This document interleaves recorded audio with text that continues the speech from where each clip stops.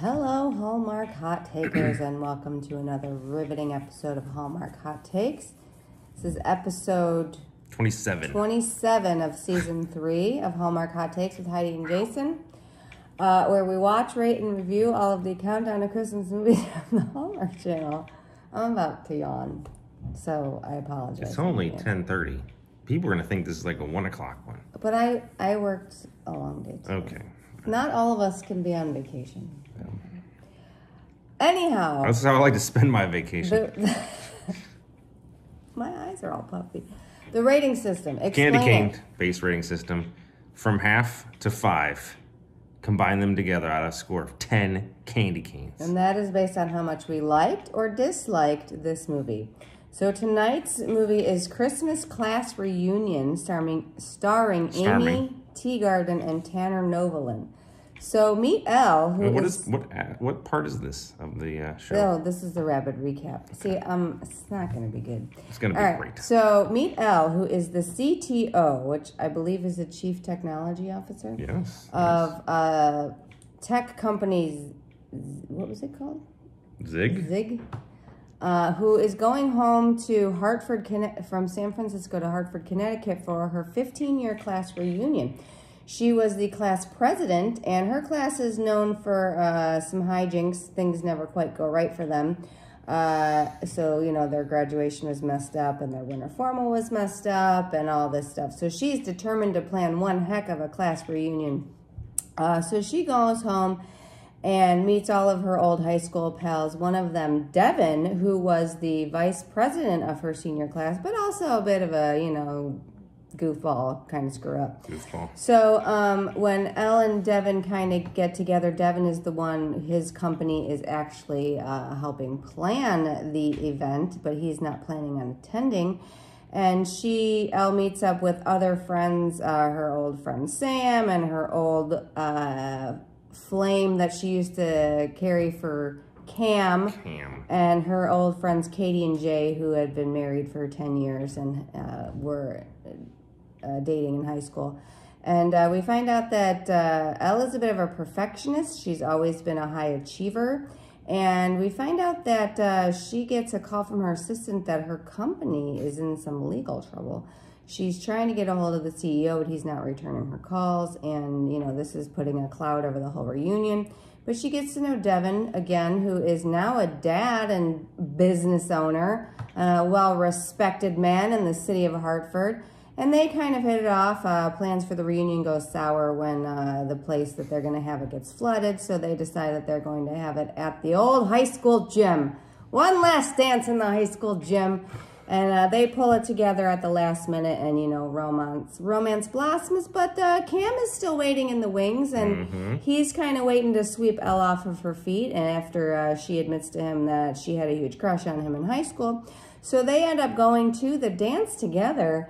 And Elle finds out at the dance that the CEO of her company has been arrested. FBI. So she's out of a job, and this is very concerning to her because she doesn't know what she's going to do with the rest of her life. But then she realizes that, you know, she doesn't need to have all the answers, and being perfect is not what she is meant to be, and sometimes you just never know what's going to be around the corner. So she tells Cam to pack it up, and she decides she's going to go all in with Devin, and she makes a big speech at the dance saying, you know, everybody's great and we should all just go and live our lives, and it doesn't matter what we were in high school. And she calls out Devin on the microphone to come dance with her, and he does, and they kiss, and everybody has a party. And we flash forward to 1 year later, where Katie and Jay have ironed out all their marital problems, and Sam got some job in New York, and Elle and Devin get engaged, and that is a Christmas class reunion. That was great. Thank you. All right, you want to do a little review? Sure. Where are we going? Dislikes, likes, dislikes. Likes, dislikes. Where are you I going? need some cucumbers for my eyeballs. Anyhow, what would you like to do first? Dislikes? Dislikes. Sure. What do you got? I did not like Elle's mom. She seemed very cold. She was like real pushy. So when Elle came home, she's like, oh, you're going to have so many things to talk about because you're so successful and you're so this. And you could tell, obviously, she pushed Elle to, like, be perfect. And, yeah, she, like, kind of apologized for it at the end of the movie. But it seemed kind of forced. Yeah, I just didn't like her. Or the mom was annoying. Yeah. At first, when Elle finds out that her company's in legal trouble, her assistant is frantically calling her. Because, you know, it's a big deal. It's her job. Shit's going down. Like, people are getting raped. They're getting raided by the FBI. So she's on the phone with her assistant, and then Cam comes up behind her, and she gets all, like, 17 again and stupid. And she, like, cuts her assistant off and is like, I can't talk right now. I'm like, dude, this is your company. She just seemed really nonplussed about the fact that her company was being raided by the FBI. They made it established that Ellen and her assistant were like, they were good friends and she couldn't do anything without her. And then she basically leaves her like talking to no one and like hangs up on her. And this woman's then like totally keeps worried calling about her job, right? And then she keeps ignoring it. Yeah. So And like finally Elle does start calling the CEO and trying to figure out what's going on, but he's obviously not calling him back because he's probably hanging himself. But he actually did get arrested.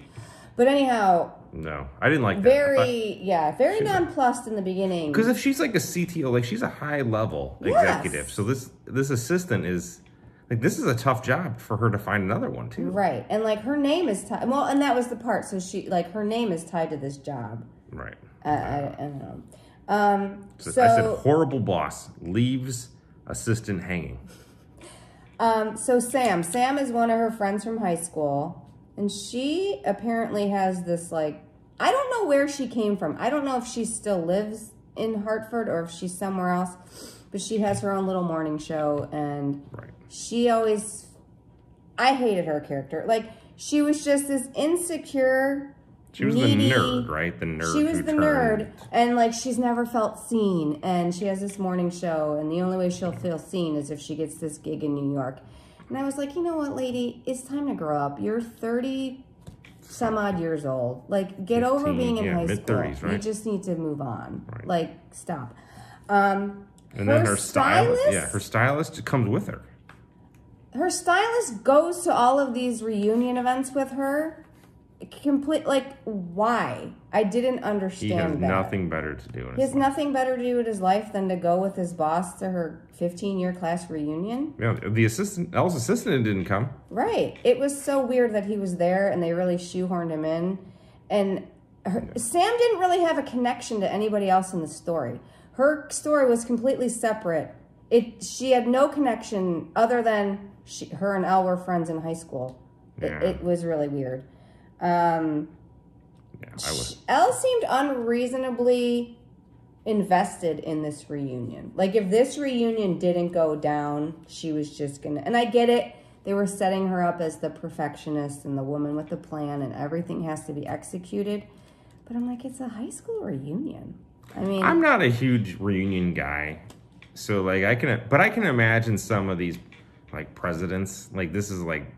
They do take this probably pretty seriously afterwards. Maybe. But I'm not. Like, I'm just not one of those. I've never been.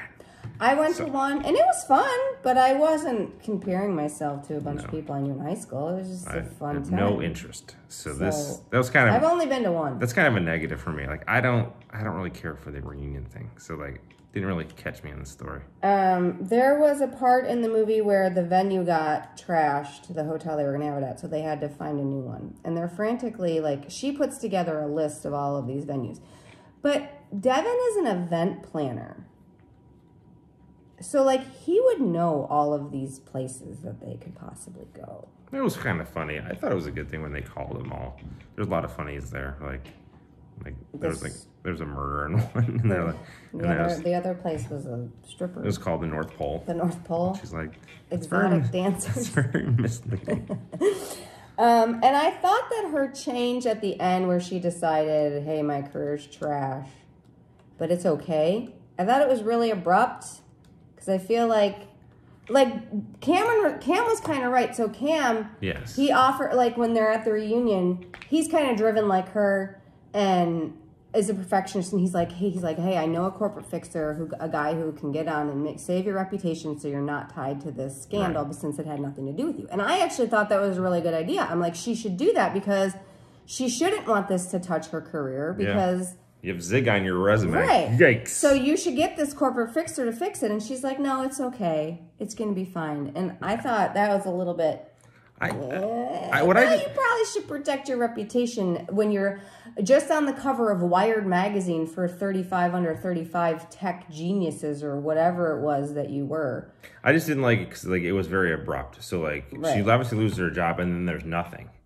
Like should she sign up with Devin and help him with his thing, or and then the flash forward to a year later and you know that they're engaged, but you don't know what she's doing. She's obviously still in Hartford, but what is she doing? We don't know. Which again, I don't know. I thought that was if she was like a mentor at the place where the kid went. They'd be like, that would be cool. Right. Like she was.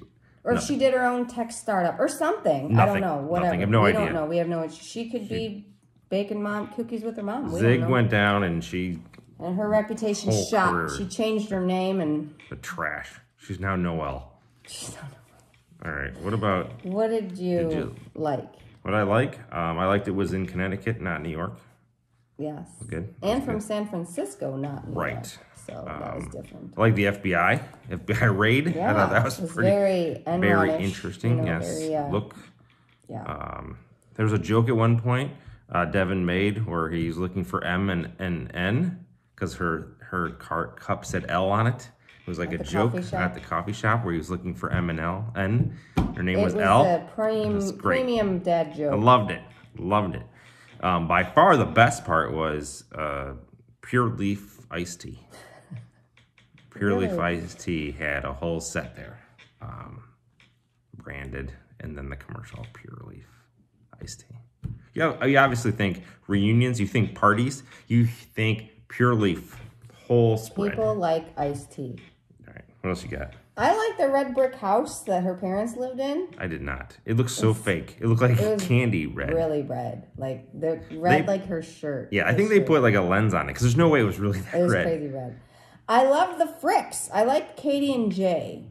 So the Frick. The Frick family so they're her friends from high school. They're the ones who married and they're having marital problems. Like Jay moved out and they obviously reconnect at the end, but I really liked them. I thought they were good characters.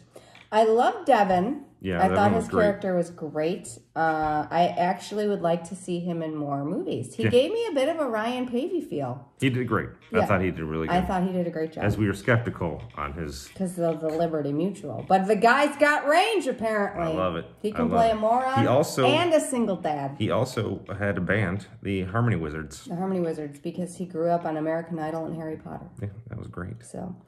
I love the pastel nutcracker. That thing in the background? So they were in the storage unit, and Devin had all of these, like, old decorations that nobody wants to rent anymore. And there was this huge nutcracker, but it was, like, pastel colors. It like was an Easter nutcracker. Totally janky weirdness. I thought the principal was great. So the principal was all, like, the tough guy in the flashback, and then in the flash forward, he's Santa. And they have to ask for, the gym. And then they make a joke where... The Fricks, they used to sneak between like 4th and 5th period in this place and make out sessions, and then the power goes back on. The principal catches them in the present. So I thought that was really very good full circle moment. Yes, I like that. I like it. I like the bracelet. Jay gave Katie a bracelet at the dance in the past when they were dating. And, she pulls it out for the dance. She hasn't worn it in a while. And it was just a really cute tie back to them getting their shit together. And I like Sky, the daughter. I thought she was great. She, idolized Elle because she was also really into tech and all this other stuff. So I thought that was kind of nice. Thought she was a good character. And I liked the relationship between her and Devin. So nice. All right, candy cane this thing. I'm kind of torn. There was a lot I didn't like. I see that. Lots more you didn't like than you liked. I know. Mine's the opposite. I just didn't really understand why Sam was in the movie. Yeah. I didn't understand why Bryce was in the movie. I didn't understand why the stylist was in the movie. I feel like they could have fleshed out the other characters more. Yeah. If they would have just cut that out. I agree. So... I'm in the middle on this one. This is a straight down the middle movie for me. I'm giving it 2.5. 2.5. I liked Devin a lot. I liked Elle a lot. I thought she was great. I like Devin a lot. Amy Teagarden is cute as a button. So that, and I don't like class reunions. It's really dinging it for you. The FBI, I mean, the I like raid. the FBI, the raid. There was a raid. I do like a good FBI raid. Who doesn't? So I will go 3.5. Wow. 3.5. So that's a 6. That is 6. 6. It's a 6 movie. I mean, yeah, it is. It is not going to knock your socks off, but it'll entertain you. Right. So. All right. Preview time. Welcome back. What's the preview for? The Holiday Sitter, starring Jonathan Bennett and George Crissa. I don't know. When Sam, a workaholic bachelor, babysits his niece and nephew for the holidays, he recruits the help from the neighbor, Jason, and finds himself in an unexpected romance. Workaholic bachelor babysitter. Yes, that's what it says. I just read whatever Hallmark puts on the site. That's the way to do it. All right. Until I get to my write-ups, and then that's all me. That's all you. That's original material. It is. Finest original material, Hallmark, whatever. See. Absolutely. All right. See you next time. Peace.